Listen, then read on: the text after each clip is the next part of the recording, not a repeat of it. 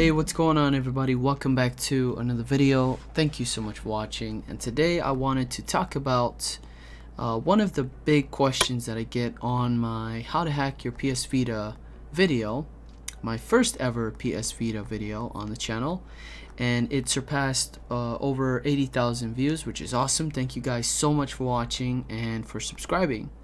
And we're almost at 10,000 subscribers. That is so cool. Anyways, I wanted to talk about the whole banning situation when it comes to hacking your Vita and the risk you're taking with your PSN account. Now, as far as I'm concerned, there's only a handful of people that have been banned. And how do you get yourself banned? That is a very hard question to answer because it's just very difficult to get yourself banned in this kind of situation, just because Sony's not really focused on getting the ban hammer out and banning all these users. I mean, that would just really screw things up for them. I feel like they would lose a lot of money if they did that.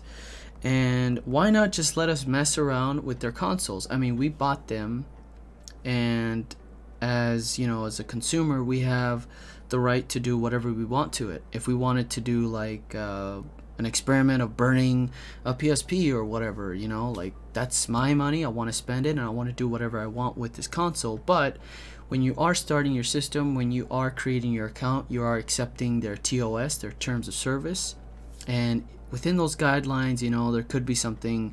I honestly haven't read the whole terms of service, but I'm sure there's something to do with like hacking and stuff like that, but whatever.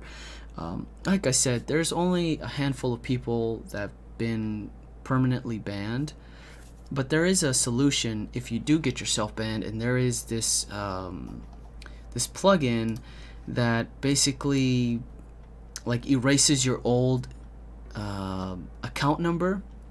I forgot what it's called. It's just, I'm losing the name here off the top of my head. It's like a CID or something like that. It's like your ID associated with your accounts or with your PS Vita.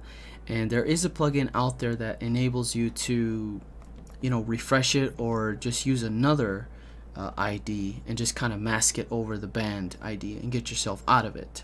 So there is a way to get yourself out of the ban situation, but you know what, that's just one of the risks you're taking when you're hacking your system, when you're installing custom firmware. But rarely do I ever see people really saying, hey, I got banned, you screwed me, what am I supposed to do? Like, I rarely see that, and I get hundreds of comments almost all the time. And I'm looking on Reddit, I'm looking at all these different forums, and I really don't see a lot of people having this issue.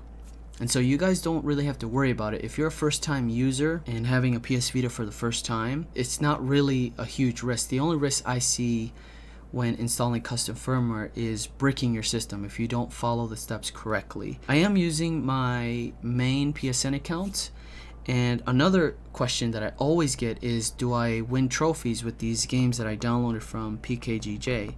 And yes, you can win trophies, and I'll show you here in just a minute. But I wanted to give you guys a quick peek at my system settings here. So I'm running 3.60 Henkaku Enzo, and it's working just fine.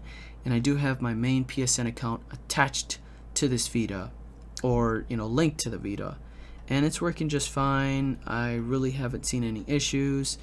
The one thing that I did see that kind of scared me was after I downgraded, the system wanted to automatically update to 3.73, and so I just spoofed the version to 3.73, and that did the trick. So make sure you have that spoofed to the latest version. That way you don't lose your downgrade, and then you have to go through all that process again. Under Henkaku settings, you do have several options like enable Psn Spoofing, enable unsafe homebrew, enable version spoofing. So what does all this mean?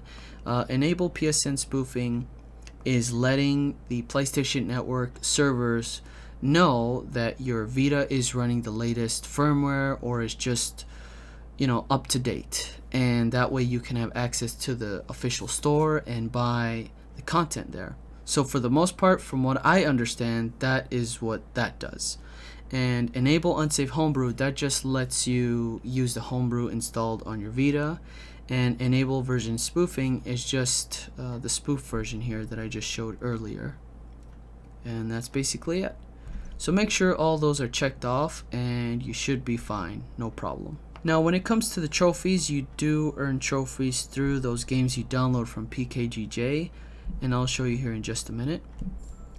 Here is my trophies, and I did win several, not a whole lot because I haven't been playing, just so busy with different things, like I'm currently trying to find a new place to move out to, and just all these other projects I have going on. So here's my PS Vita system, and I did win one trophy on Rayman Origins, and that was Batilla's Back, and I earned this on February 19th. Very cool. And here is Street Fighter X Tekken, or Street Fighter versus Tekken, and I earned 3 trophies here. Let's see, we have a very special gift, time for some fireworks, and let's see here, I think it was like a double tap combo or something. Yeah, so win by KO using battle tap, all too easy. And here is Metal Slug 3 mission, start mission 1. And here is PlayStation All-Stars Battle Royale. I won 2 trophies in here. Fundamentals, complete the basic tutorial. Alright, so let's go back and check out PKGJ, because that will show all the games I have installed so far. And if you don't know what this app is, it allows you to download all the games from the PSN store for the most part for free. And let's go through here. Now the games that have this little white dot next to it, next to the title, shows that this game has been installed, like Fort Defense. Let's go to menu and show installed games only. Perfect. Now you can see, whoops, let's go back. There we go. Now you can see all these games that have been installed on my Vita. And here is Metal Slug. Doesn't really show a lot of information here, just to install the game again. So for the most part, you should win trophies normally as you play the game. And one of the dumbest questions I saw on Reddit is, hey, how can I fake this trophy that I've been trying to get, but I'm like OCD and I want this trophy. Is there a way to just have that trophy appear on my account? And I think that's one of the stupidest things you can do when it comes to playing these games and trying to acquire all these different trophies. I don't know. I mean, for me, when winning these trophies, for me, it's a little fun. It gives a little flair to playing the game and letting you complete all these different objectives. But for you to ask a question like that, saying, hey, is there a hack to do that? I mean, that's ridiculous. I understand cheats, but they can only go so far. When you're doing all these different cheats, it just makes it unfun. It just doesn't make it fun anymore, and it's just like you unlocked everything. What's the point of having the game? What's the point of playing, right? So playing the game is the enjoyment, right? Going through that whole entire adventure and trying to unlock all these different secrets and all that stuff. So I don't know, you can call me an OG.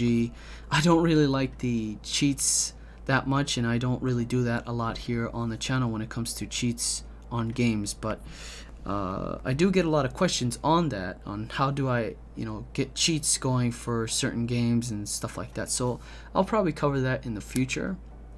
But yeah, there you go, guys. That is it for this video.